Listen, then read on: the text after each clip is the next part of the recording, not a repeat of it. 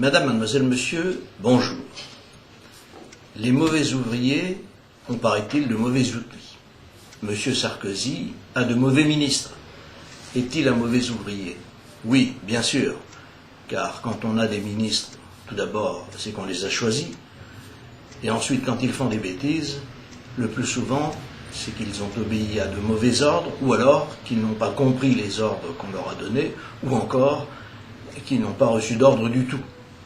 Dans les trois cas, la responsabilité du chef suprême est engagée, et dans la République française, le chef suprême, c'est le président de la République.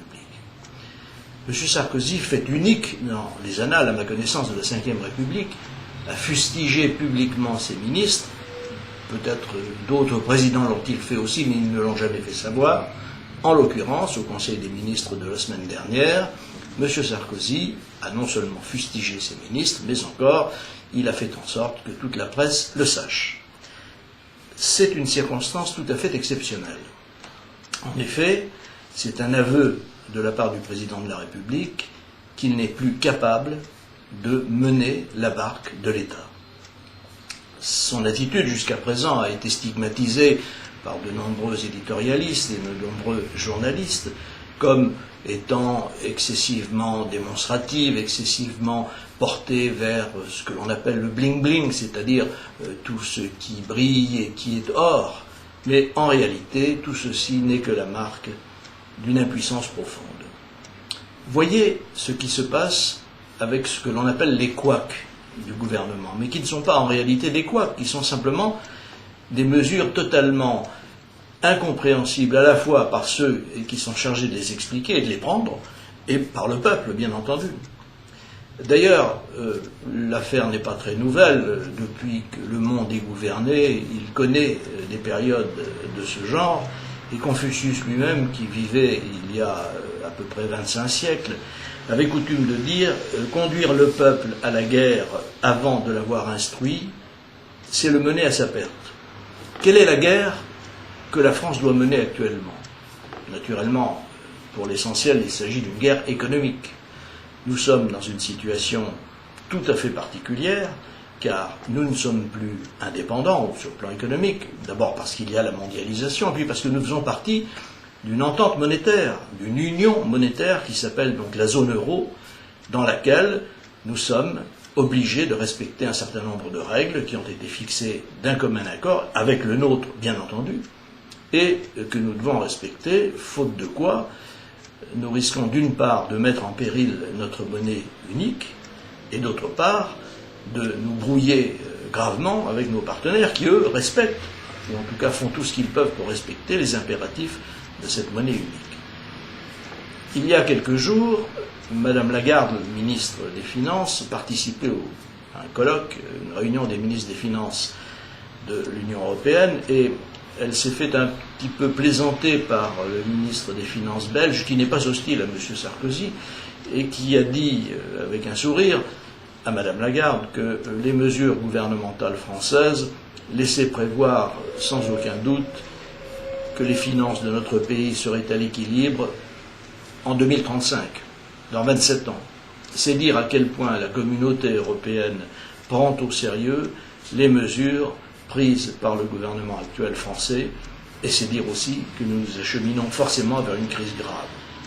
En effet, quand on a plus de 1200 milliards de dettes, et qu'on n'est même pas capable de réduire le déficit des années en cours, cette année, plus exactement l'année précédente, celle de 2007, mais 2008 sera de la même eau, nous avons encore dépensé plus de 50 milliards d'euros de plus que nous n'avions de recettes. Et tout cela va s'ajouter évidemment au déficit général. Alors dans ces conditions, quand on voit ici ou là une petite mesure qui vise les familles nombreuses ou qui vise les prestations d'allocation familiale, on se demande si vraiment le gouvernement a pris la mesure de ce qui se passe en France. Il est évident qu'il ne l'a pas prise. Ou en tout cas, s'il l'a fait, il ne prend pas les mesures nécessaires pour remédier à ce déséquilibre très grave de nos finances publiques. M. Sarkozy, dans cette affaire, porte une responsabilité majeure. Il est arrivé au pouvoir avec la notion de rupture. Cette rupture a été très largement approuvée par les Français, Et ils avaient compris que cette rupture, bien évidemment, consisterait d'abord dans une remise en ordre des finances publiques et en une remise en ordre générale de l'État. Nous n'en prenons pas le chemin, et même, il paraît que le mot de rigueur est totalement banni. Il ne faut pas en parler, ne parlons pas de ce qui fâche. Alors dans ces conditions, on peut se demander vraiment vers quelle situation nous nous acheminons. J'ai un certain trouble à entendre les éditorialistes politiques commencer à se demander, et ils ont mis bien du temps, si M. Sarkozy est capable ou non de redresser la barre. Je parle d'un trouble parce que tout cela, nous le savions depuis longtemps. Tous ceux qui ont suivi sa carrière depuis plus de 30 ans savent qu'il n'a jamais brillé par quelque rupture que ce soit, sauf bien entendu par une faconde tout à fait particulière qui lui permettait d'être meilleur orateur et de convaincre davantage le bon peuple que la plupart de ses concurrents, ce qui lui a permis d'être élu président de la République.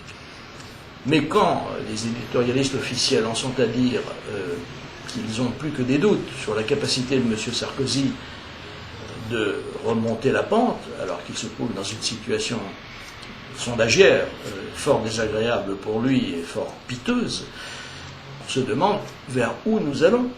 Car enfin, si le problème demain devient comment s'en débarrasser, là nous arriverons véritablement dans une crise de régime, car il n'y a rien n'est prévu dans la Constitution de la Ve République pour se débarrasser, entre guillemets, d'un président qui ne fait pas l'affaire, et de toute façon, le régime électoral l'interdit. Quelqu'un qui est élu pour la durée de son mandat, sauf événements, bien entendu, qui peuvent perturber le cours des choses. Or, ces événements, inévitablement, vont surgir. Bien entendu, on a assisté à des mandats qui s'éternisaient. Celui de Jacques Chirac, par exemple, a duré une éternité, le premier et le second. Mais les choses sont devenues beaucoup plus graves car la situation s'est détériorée actuellement, elle s'est détériorée gravement, si bien que les événements vont inévitablement surgir, qui naîtront d'une différence majeure entre les espérances des Français et ce qu'il aurait proposé, et d'une incapacité notoire du président de la République et du gouvernement de faire face à leur mission. Alors je crois dans ces circonstances qu'il faut que chacun se réveille. Je l'ai déjà dit à ce micro, à cette caméra, je pense que le réveil des Français est indispensable. S'ils ne le font pas, ils peuvent s'attendre au pire. En revanche, s'ils font en sorte de s'exprimer, alors naîtra une force qui deviendra une force d'alternance, radicalement nouvelle, c'est-à-dire qui ne tirera pas ces éléments du système actuel, mais qui les puisera dans le terreau très riche du peuple français, et alors tout redeviendra possible, comme un slogan que vous avez entendu il n'y a pas très longtemps le disait déjà. Alors je ne peux que vous redire une fois de plus, gardez courage, car rien n'est perdu quand le courage est là. Nous nous retrouverons bientôt pour commenter les prochaines décisions qui seront ou ne seront pas prises, et pour essayer d'accélérer le mouvement de prise de conscience des Français. À bientôt, bon courage à tous donc, et vive la France.